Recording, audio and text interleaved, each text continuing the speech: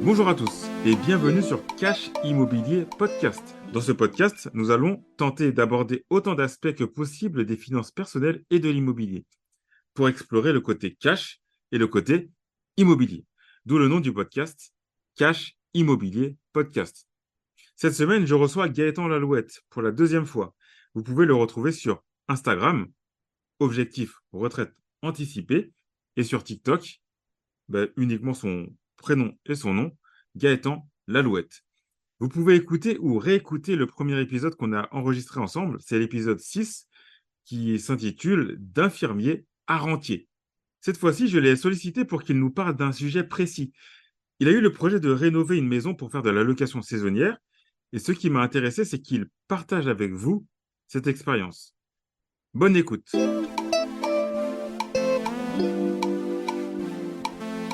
Pour m'encourager à continuer à vous partager du contenu, n'hésitez pas à mettre une note 5 étoiles sur Spotify ou Apple Podcast. Merci d'avance. Salut Gaëtan, comment tu vas? Bah parfait, toi Kevin, salut à tous. Ça va très bien. Merci d'avoir accepté de repasser sur le podcast parce que tu étais passé dans l'épisode 6. Donc, pour ceux qui veulent réécouter l'épisode, c'est D'infirmier à rentier, c'est le titre de l'épisode. Et donc, on parlait de son parcours. Et là, en fait, je l'ai réinvité, donc je l'ai ressollicité parce que en fait, il s'est lancé dans la location saisonnière. Et donc, explique-nous un peu, Gaëtan, comment ça s'est passé? Bah en fait, donc si vous voulez, j'avais un bien de 35 mètres carrés qui avait des difficultés à se louer, du moins il était loué en location nue. Mhm, Donc je l'ai loué quelques années en location nue, mais la difficulté que j'avais, c'était qu'il était régulièrement libéré. mhm, Donc tous les ans, je devais changer de locataire. Et j'en suis venu à l'idée, malgré j'avais énormément de réticence sur la location courte durée, et je me suis dit, bon, je vais me lancer, je vais essayer, je vais voir concrètement si ça rapporte ou pas la location courte durée. Donc j'ai arbitré entre guillemets mon patrimoine et j'ai décidé de me lancer dans la location courte durée. Et bah, j'aurais même pas imaginé en fait les rentrées d'argent que ça génère aujourd'hui, quoi. Ok, super. Merci pour la présentation du bien. Alors, en fait, alors, si je me souviens bien, c'est une maison. Voilà, c'est une maison, C'est une maison, d'accord. c'est une Et, petite maison. ok, et en fait, qu'est-ce que tu as mis en place finalement pour essayer de louer au mieux cette maison? En fait, non, non, déjà, avant ça, qu'est-ce qui Mhm. t'a poussé finalement à le faire, malgré que en fait, tu voulais pas vraiment le faire finalement là, tu voulais pas vraiment faire de Bah, en fait, saisonnier? sur le papier, j'entendais quand même régulièrement, ça faisait 10 ans que j'étais dans l'immobilier, j'entendais régulièrement parler de la location courte durée, Mhm, mais j'avais quand même des freins psychologiques malgré moi. Je me disais que bon, j'étais pas dans une zone touristique, que c'était chronophage, que bon, voilà, comme les voyageurs dans la courte durée, ça défile, je me disais que j'allais avoir des dégradations, du vol. Enfin, malgré moi, après, je sais pas si c'est une croyance répandue, mais moi, en tout cas, c'est les appréhensions que j'avais par rapport à la location courte durée. Donc, j'entendais quand même que ça rapportait à travers Internet, donc tout le contenu qu'on peut avoir sur la location courte durée, mais je me disais, bon, je sais pas, ça paraît trop beau pour être vrai. Et du fait que, en fait, à répétition, ce logement était libre, je me disais, bon, c'est une entre guillemets, c'est une trop grande surface pour des logements étudiants, mais une petite surface pour une famille ou un couple. Je me suis dit, le lieu s'y prête quand même, parce que c'est quand même un bon quartier, même si je suis pas dans une ville touristique. Bon, je me suis dit, bon, allez, je vais me lancer. Je vais bien voir par moi-même. Je sais pas si j'ai bien répondu à très la bien, très question, bien, mais très bien, très bien, très bien. Et donc tu t'es dit, tu vas voir par toi-même. Et qu'est-ce que tu t'es dit? Tu t'es dit, je vais louer comme la maison, elle est aménagée comme ça, je vais louer comme ça, ou est-ce que tu t'es dit, je vais apporter des améliorations au non. logement? Ouais, non, non. Carrément, là, je me suis dit, par contre, je me lance à fond, quoi. Je me suis pas dit, je vais tester comme ça. Non, j'avais bien conscience que là, t'étais plus vraiment dans l'immobilier pur, mais il y avait un aspect commercial. Donc, t'es entre l'immobilier et le commerce. Donc, il va falloir quand même te vendre. C'est comme un magasin. Celui qui a la meilleure déco, il vendra le plus de vêtements. C'est pas si tu mets des vêtements de luxe dans une usine désaffectée, dégradée, tu vas pas vendre. Donc Mm. là, j'ai vraiment focus déco. Ouais. Et comme j'étais pas touristique, je me suis dit comment je peux attirer, du coup, et drainer la population autour de moi et attirer les personnes malgré qu'il n'y ait pas une attraction touristique, la mer ou le soleil. Ouais. Donc je me suis dit, je vais mettre un spa, enfin un jacuzzi. Ouais. Et donc ça fait un peu sur le principe d'une love room, si tu veux. D'accord. Donc tu as une déco un peu type romantique, avec un jacuzzi, donc D'accord. carrelage effet marbre. Après, il y a une vidéo sur ma page TikTok pour ceux qui veulent voir le bien. Mais du coup, avec les lumières LED, l'ambiance, etc., et les équipements, ça me permet vraiment dans la ville où je suis situé de sortir du lot. Et c'est quelque chose que tu conseillerais finalement à quelqu'un parce que finalement, je pense qu'il y a un coût supplémentaire à faire ces améliorations. Donc, est-ce que tu conseillerais ça à quelqu'un ou pas forcément? Alors moi, personnellement, j'ai rentabilisé les frais que j'avais avancés pour la... Moi, j'ai rajouté 14 000 euros en D'accord. matériaux et décorations D'accord. sur le mien. Ouais. Et je l'ai amorti en février. Alors, je me suis lancé en février, et là, j'ai dû l'amortir en juillet. Ouais, en 5-6 mois, c'est amorti. D'accord. Donc là, tu as parlé de 14 000 euros finalement d'achat amorti en quelques mois. Et donc, est-ce que tu peux nous parler déjà de chiffres, voilà, de quelques chiffres Bah, pour. en gros, minimum, un mois lambda, ça va tourner autour des 2 000-2 300 euros D'accord? en brut, hein. Ouais, ouais, bien Donc sûr. sans déduire les charges. Donc en recette, et les meilleurs mois, ça va jusqu'à 3 500 euros. D'accord, ok. Donc en brut. Donc on précise bien, c'est en brut. Donc après, il y a l'électricité. Déduis pas, voilà, Voilà. l'électricité, l'eau, les frais comme les produits d'entretien, Mm. connexion Internet, par exemple. Voilà, après, c'est pas énorme, mais si on veut une rentabilité nette, je l'ai calculé à la 45% de rentabilité. J'ai Ça, c'est calculé tout. excellent. Et en fait, sur ce bien-là, je me souviens plus si tu nous l'avais précisé. Est-ce que tu avais Mhm. encore le crédit dessus ou pas? Donc j'ai un crédit, bah, en même temps, je suis pas prêt de l'arrêter puisqu'il y a 0,8%. D'accord. Donc je suis pas prêt de le clôturer ce prêt-là, mais je paye 170 euros de crédit par mois. D'accord. Donc, vous faites un petit calcul rapide hein, chez vous. 170 euros de Ouais, crédit. en gros, si vous voulez, en fait, c'est un bien que j'ai acquis à 26 000 euros. Mm. Donc, je sais qu'il y en a qui vont dire que c'est impossible de trouver un bien à 26 000 euros. Mais dans ma formation, pour ceux que ça intéresse, sur la location courte durée, j'ai bien mis un screenshot visible de l'acte de vente. Donc, c'est un bien que j'ai acquis 26 000 euros, auquel j'ai apporté 10 000 euros dans une première phase de travaux quand je faisais de la location nue.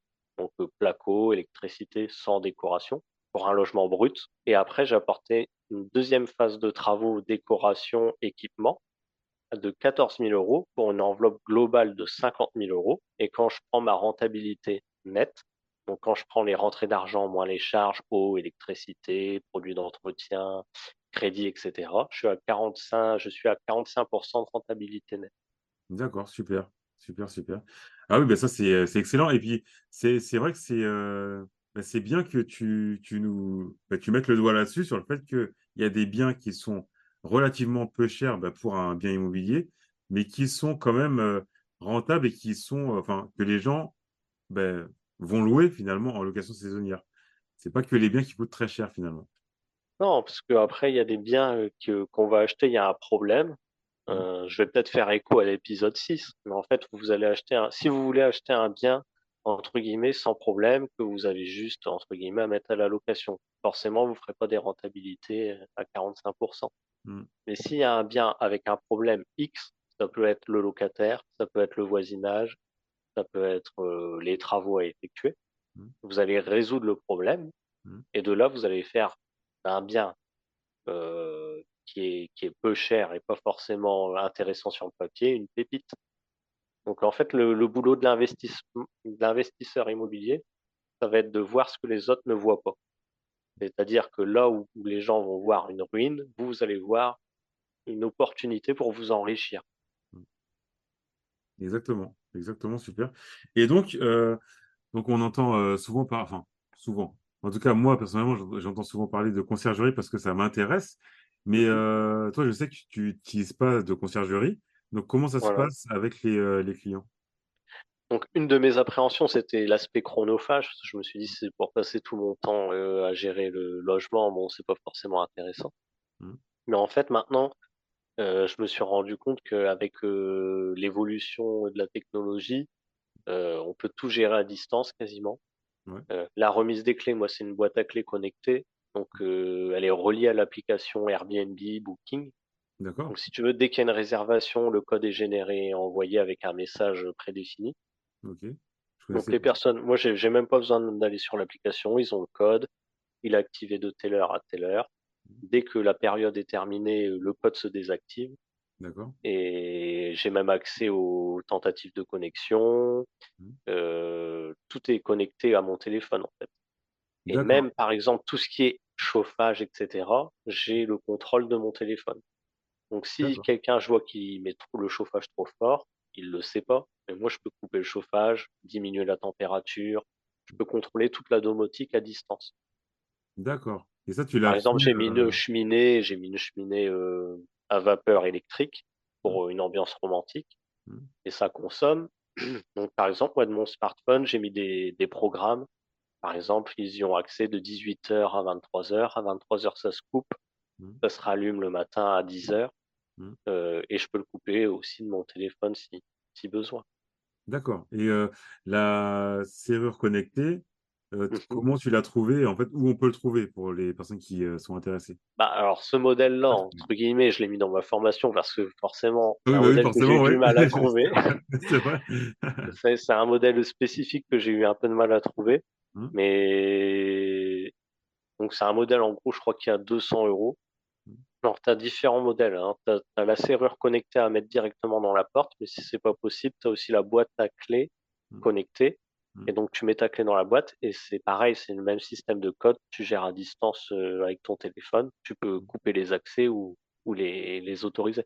Bah, mmh, après, moi, c'est parce que j'avais fait beaucoup de recherches. mmh. Et en fait, cette boîte et ce système-là, entre guillemets, cette marque, Ouais. est un partenariat avec Airbnb et Booking.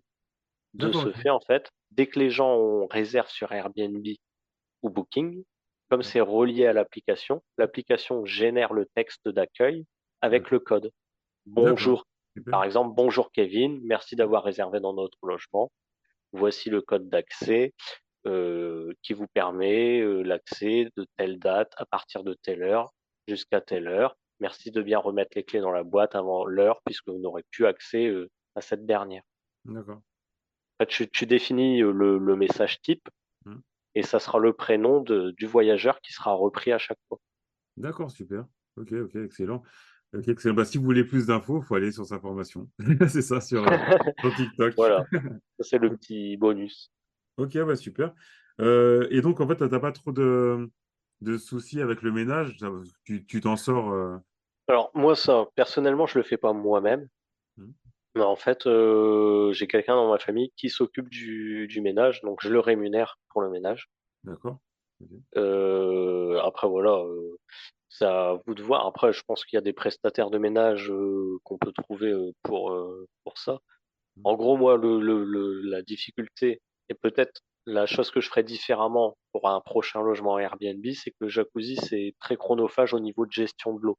mmh, C'est-à-dire qu'il y a pas mal de normes à respecter, comme le pH. Il y a des voyageurs qui vont quand même salir l'eau. mmh, Et du coup, ça, c'est un aspect un peu chronophage, la gestion du jacuzzi. mmh. À refaire, j'aurais peut-être plutôt mis une baignoire balnéo avec l'eau qui se change à chaque fois et c'est moins chronophage. Mais après, entre guillemets, ça me permet aussi d'attirer plus de monde. Donc bon, voilà. Mais à refaire, je pense que si je faisais un deuxième Airbnb, je mettrais plutôt une baignoire balnéo plutôt qu'un jacuzzi.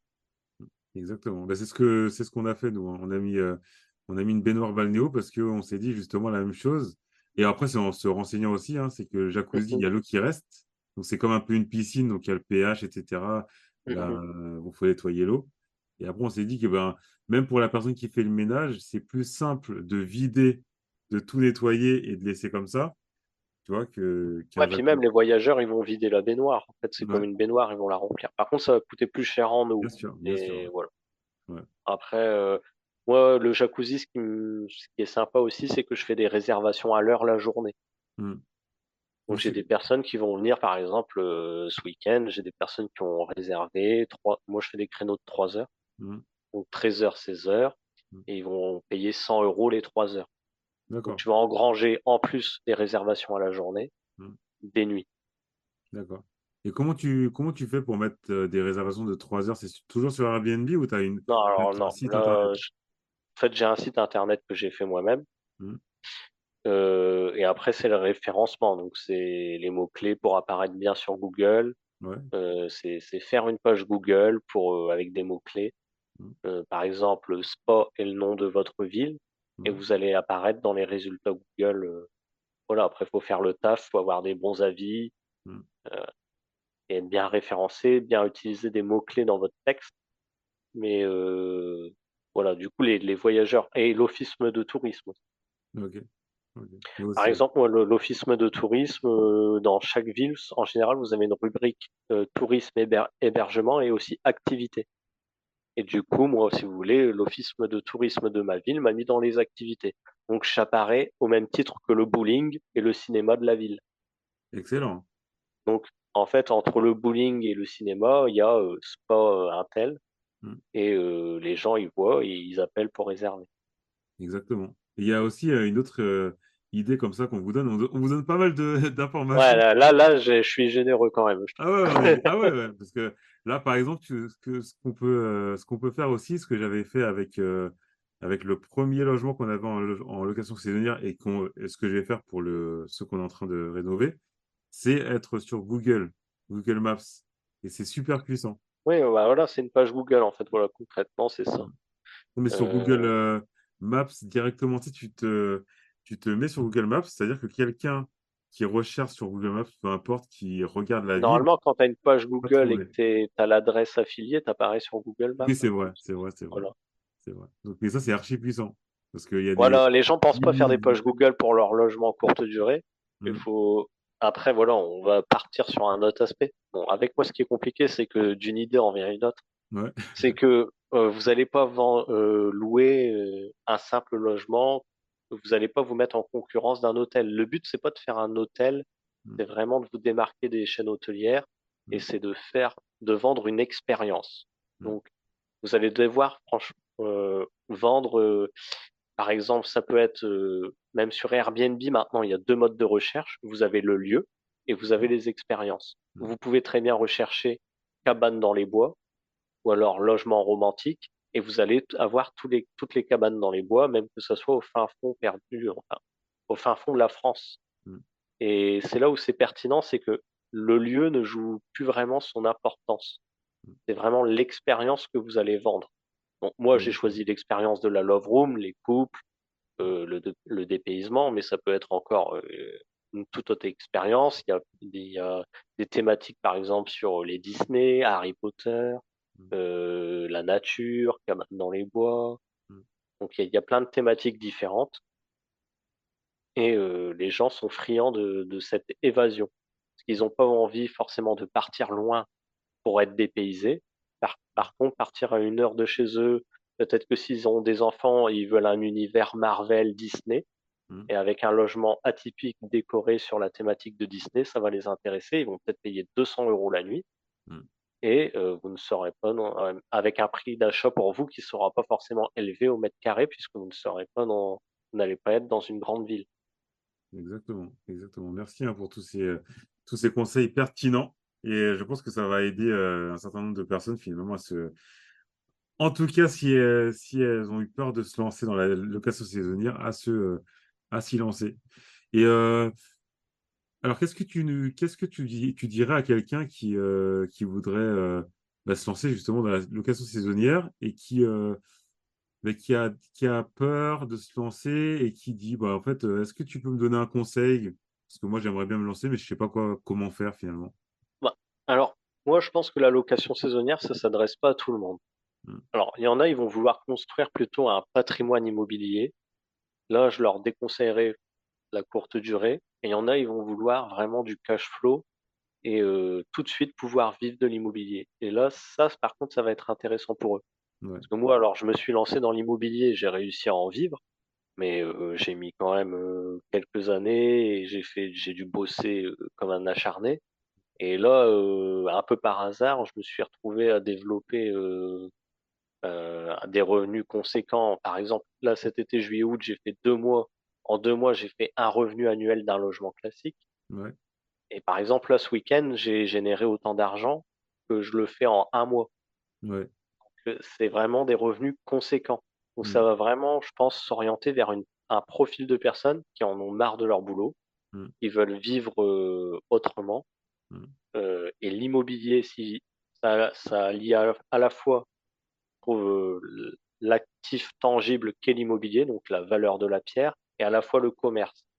Et donc, ça va vraiment décupler les revenus de la personne. Entre guillemets, si elle gagne 2 000 euros, avec un logement, elle va pouvoir remplacer son revenu. Mm. Ce profil-là va être vraiment approprié. Enfin, ces personnes-là, je leur conseillerais de s'orienter plutôt vers l'immobilier en courte durée plutôt que l'immobilier classique, entre guillemets, location nue, meublé, parce qu'ils vont générer des revenus rapidement. C'est vrai. Mais Mais après, il faut voir le volet, comme tu disais, ben, d'entrepreneur, de commerce finalement, et qui est, voilà, il y a un faut côté avoir un commerce. aspect commercial, quoi. Après, c'est pour ça, ceux qui l'ont pas forcément, ça peut être utile de se former. Euh, Après, il y a plein de contenus, hein. Il n'y a pas forcément que le mien. Et ça peut être utile de se former pour avoir justement des notions financières comme comment gérer les clients, comment gérer les mécontentements clients, Ouais. parce que vous allez en avoir, Ouais. euh, comment anticiper aussi pour pas en avoir, Ouais. c'est-à-dire être proactif, programmer des messages pour savoir si tout va bien à l'arrivée, Ouais. renvoyer un message avant le départ pour de nouveau s'assurer que tout va bien, Ouais. comment anticiper le fait d'avoir un mauvais commentaire ou de l'éviter. Il y a Mm. toutes des techniques à mettre en place et ça, c'est un peu l'aspect impitoyable du commerce. Mm. Exactement. On a la... Et ce qui est bien, c'est que c'est l'aspect quand même commercial lié à l'immobilier, et je trouve que quand même c'est plus, enfin, je vais pas dire plus simple, mais on va dire que quelqu'un qui va monter une société ou un magasin, il va plus difficilement se générer des revenus par rapport à quelqu'un qui achète un logement, qui les met en location saisonnière. C'est deux choses différentes. C'est du commerce, mais on va dire c'est moins difficile que C'est de... plus des rentrées garanties, on va dire. Parce Voilà, qu'il y c'est a ça. énormément de demandes. Mm. Et en plus, la concurrence, en fait, la concurrence reste quand même assez faible parce que c'est beaucoup des particuliers, je trouve. Mm. Ouais. Du coup, quand on est face à des particuliers qui n'ont pas la niaque, c'est pas pour critiquer un peu les particuliers, et quand nous on arrive en tant qu'investisseur immobilier, ou vous êtes aujourd'hui particulier, mais vous êtes dans l'optique d'en vivre, Mm. vous n'allez pas aborder les choses de la même manière. Vous allez étudier les choses, faire une étude de marché, vous allez préparer le logement vraiment d'une manière à attirer les clients. Vous allez programmer vos messages, vous Mm. allez faire des petites attentions aux voyageurs pour vous démarquer. Mm. Et de ce fait, vous allez avoir des bons avis, vous allez être super hot, vous allez Mm. être mis en avant par la plateforme Mm. et vous allez cartonner. Voilà. Mais en fait, si vous voulez, la concurrence est assez faible. Mm. Actuellement, si vous voulez vous démarquer et sortir du lot, c'est assez facile. Mm. C'est vrai. Donc là, tu nous as donné quand même la recette du succès dans, dans la location saisonnière. Je suis d'accord avec toi. J'aurais dit la même chose que toi. Ouais. Après, voilà, faut se démarquer, faut faire une petite, par exemple, je vais prendre des exemples tout bêtes, hein. Je ne vais pas tout vous dévoiler, mais je vais vous Mm. donner quelques exemples concrets. Par exemple, faire une petite carte. Moi, ce que je fais, c'est que je fais des petites cartes. C'est des petites cartes toutes bêtes en carton or que je mets Ouais. dans des petites enveloppes. Et à chaque fois, je mets le prénom du voyageur, un Mm. petit message d'accueil. Mm. Merci de nous avoir fait confiance. Nous vous Mm. souhaitons une agréable soirée. Mm. Cordialement, Gaëtan. Je mets la petite carte sur la cheminée Mm. et la personne, elle se dit, ah, dis donc, il a pris le temps de faire une carte manuscrite Ouais. pour m'accueillir. Mm. Ça, il n'y a pas beaucoup de personnes qui le font. Ouais. Pourtant, ça coûte quoi? Ça coûte quelques euros, même pas, je dirais 50 centimes. Mm. Ouais, c'est vrai, c'est une attention. C'est... De toute façon, l'important, c'est de se démarquer. Enfin, ce qu'on peut retenir finalement, c'est que dans une location saisonnière, l'important, c'est de se démarquer. Voilà. Si il y a 50 logements en location saisonnière, par exemple, des F2 dans votre ville et que tout le monde fait une certaine chose, et ben, c'est pas parce que, ces logements, là fonctionnent à un certain niveau qu'ils vont faire exactement la même chose parce qu'on ne sera pas démarqué de la masse et donc, Ah oui. pourquoi on viendrait chez nous plus qu'ailleurs, quoi? D'ailleurs, je vais rebondir parce que là, ça me vient comme ça, mais là, j'étais en train de regarder cet après-midi pour me réserver une semaine à Strasbourg pour la période de Noël. Ouais. Donc, je vais sur Airbnb, je cherche des Mmh. logements pour Noël. Et j'ai trouvé aucun logement sur la thématique de Noël. D'accord, ouais.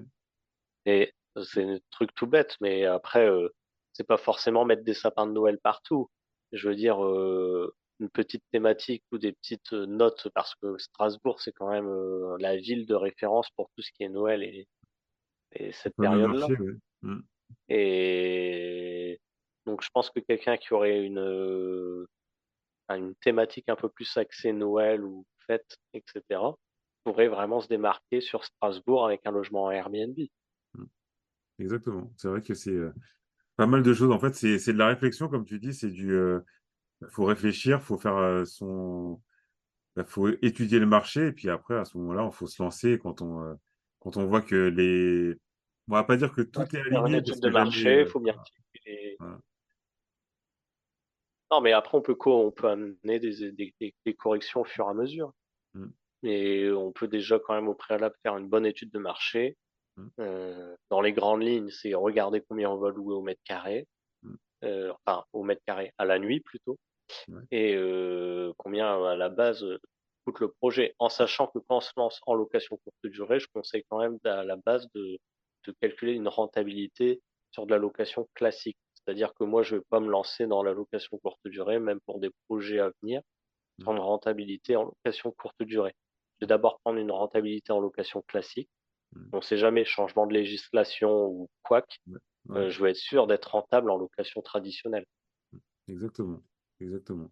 OK, ben merci Gaëtan. Je pense que je pense que là, vous avez beaucoup d'infos sur la location saisonnière. Donc, on fera peut-être un autre épisode si tu as un autre, logement, en location saisonnière. Mais en tout cas, là, je trouve qu'il y a pas mal d'infos et ceux qui veulent se lancer auront, là, pas mal d'infos finalement pour se lancer. Donc, merci pour ça. Est-ce que tu as un dernier mot à dire à nos auditeurs, sur la location saisonnière? Bah, que si en fait votre optique, c'est de changer de vie, entre guillemets, de quitter votre boulot rapidement, l'immobilier est une solution, mais une solution qui prendra quand même plus de temps, entre guillemets. C'est pas les mêmes rentabilités, ou alors va falloir partir plus sur euh, de la division de biens pour booster vos rentabilités. Mais sans, entre guillemets, en arriver là, la location courte durée, c'est un moyen quand même assez simple de vous remplacer votre revenu rapidement. Et je vous dis, on peut même pas imaginer les sommes qu'on fait chaque mois. Moi, j'aurais jamais imaginé, avant de le faire moi-même, qu'on pouvait générer 3 000 € par mois avec un 35 mètres carrés dans une ville qui est pas touristique, qui est pas connue, juste parce que j'ai mis quelques éléments en place, des équipements pour me démarquer des concurrents. Donc, si vous voulez vous faire 3 000 € avec un 35 mètres carrés, c'est possible. OK, super. Ce sera le mot de la fin. Ouais. Merci Gaëtan et puis Merci à toi, Kevin. je te dis à bientôt, hein, pour peut-être un nouvel épisode. Ah, pour le prochain Airbnb, peut-être que j'ai un projet sûrement qui va se lancer en 2024, donc bah, pourquoi pas faire un deuxième retour d'expérience. Voilà, on fera comme ça alors. Merci d'avoir écouté cet épisode jusqu'au bout. Pour nous retrouver, pour Gaëtan, c'est sur Instagram, Objectif Retraite Anticipée, Anticipée et E, et sur TikTok, Gaëtan Lalouette. Et pour moi, c'est uniquement sur Instagram, Cash Immobilier Podcast. Merci encore pour votre écoute et je vous dis à très bientôt pour un prochain épisode.